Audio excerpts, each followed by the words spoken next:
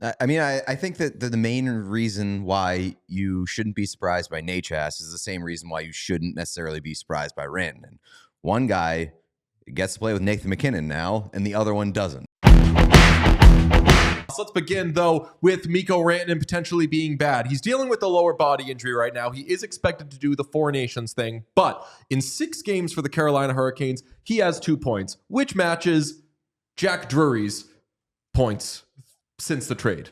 Not amazing. Jack Drury's pretty good. Meanwhile, Martin Necas has been pretty good, awesome for the Avalanche. 9 points in 8 games, and it's just not going the way any of us thought it would go. I said at the time of the trade, that's a guy that if you have, you keep, you sign, and if you can get that guy, you trade whatever you can for him. He was one of 2 wings I said I would do that with, the other being Kucherov. RL, are you surprised that he struggled so far? And am I stupid for liking him that much? You're not stupid for liking him that much. And I'm surprised isn't the right word. Like, if you look at this is me doing my fucking thing again, but if you look at the underlying numbers, like 68% of the shot attempts, 68% of the scoring chances, 68% of the expected goals, 60% of the goals. They're shooting like 7% when he's on the ice at 5-on-5 since they got him. And like, I don't expect that to last. You know what I mean? It takes time to adjust to a new team sometimes, especially when, it's like a Nathan MacKinnon or a Cale Makar is the guy carrying the water for you, and you're just kind of, I don't want to say a complimentary player, but like you're not the guy that's counted on to do a ton of the stuff. And maybe in Carolina, it's a little bit more that he's being asked to do, but mostly it's the puck's not going in the net. I think that the main reason why you shouldn't be surprised by Nachas is the same reason why you shouldn't necessarily be surprised by Rantanen.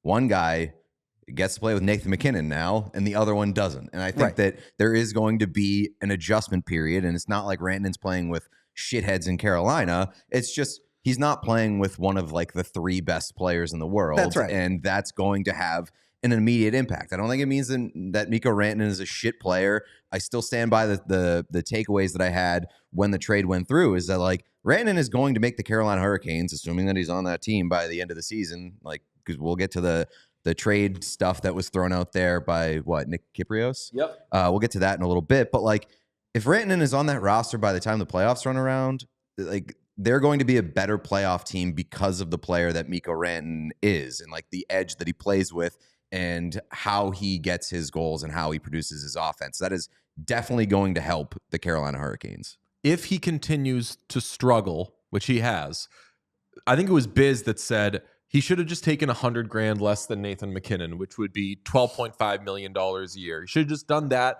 He's in a good situation. He stays. Everything's good. With the cap going up, I think that he could do absolutely nothing the rest of the year and still get more than that. Do you think that he's actually hurting his case to get the 14 or whatever he's seeking? Or with how much the cap's going up, do you think no matter what, he's getting more than that 12.5 he could have gotten?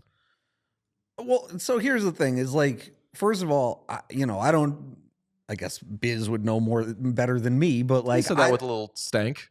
What? You said that with a little stank. Well, no, what I'm saying is like, I don't know that like 12.5 would have gotten it done in Colorado. Because if he's like, no, that's like he's saying like you should have taken that and then you could avoid if you're Rantanen. Having to relocate and everything.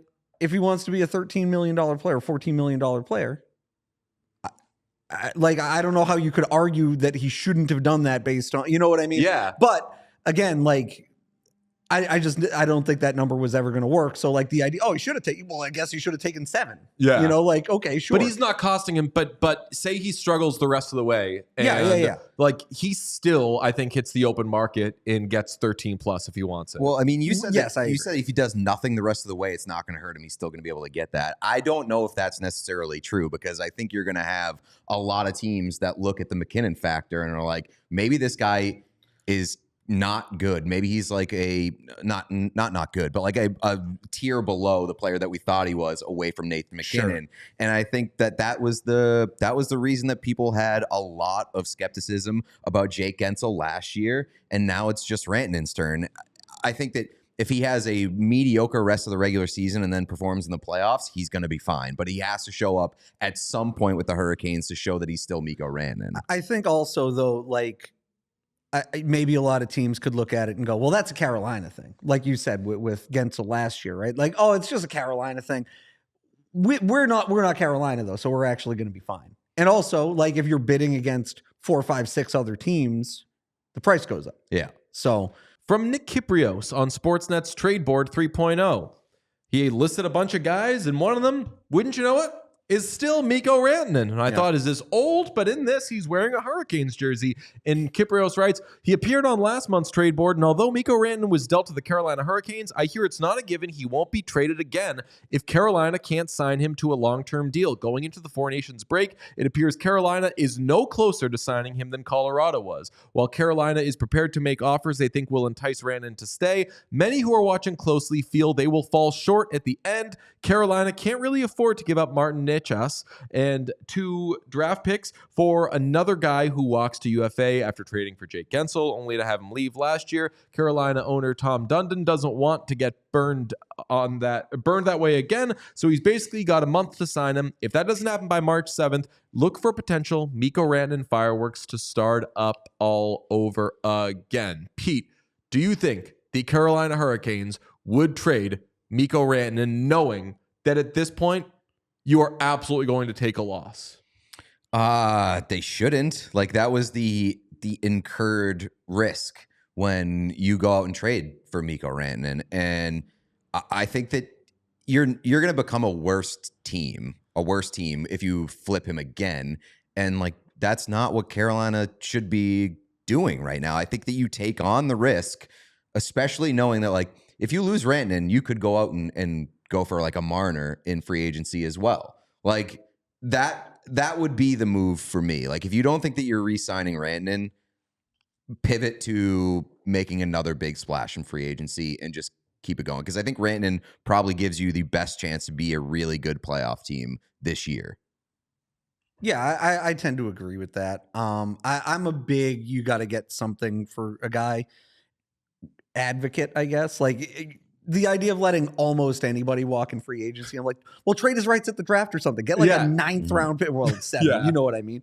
Like, do something with that. And I think that even out, like, the ability to, was it Buffalo used to be the team that occasionally would jump in and be like, you know what, we'll give you a 4th round pick if we can talk to the guy for the extra week. You tell me like Chicago wouldn't do that? I think you could get a little bit of a bidding war going for a bunch of different teams. And if you can get like a 3rd round pick, it's not ideal to not get the player after giving up a few picks and a couple of NHL players for him, but it's better than nothing. And I think they should, them having the ability to give the 8th year and all that kind of stuff, and just be like, well, we're going to write you, over the course of 8 years, we'll write you 9 figures worth of checks. Nobody else can do that without going like, you're a $17 million player or whatever at 7 years. I still think he's such a stud that even if you end up taking, as Pete said, you can always pivot to Marner, and the other side of that coin is, well, you could trade him for something, get stuff, and then sign Marner in free agency, and then that's the best of both worlds. But I think the best of like every world is having Mikko Rantanen on your team and having him. Would you rather have Rantanen or Marner? Rantanen. Specifically, like, I think that's more of a discussion than we're making it. Yeah, well, I think it's more of a coin flip just because Marner's like elite defensively, But yeah, I mean, I think it's a conversation, but I think I would specifically too, for in the context of the Hurricanes, I would absolutely rather have Rantanen because of like the edge and the toughness and size that he brings. I don't know if this is exactly true, but Mike D says it's crazy that Minnesota has Rantanen's salary and buyout money right now. I believe that. Pretty much. Do like they $14 million. It's like 14 and change, yeah. They could, there you go. Yeah, okay. They could literally just be like, all right, we've got this freed up, it's yours. And so Ryan Suter forced fiscal responsibility on the Wild these last few years. Yep. So now they're going to get rewarded. Thank you, Ryan Suter, as always. We all silly like the mayor.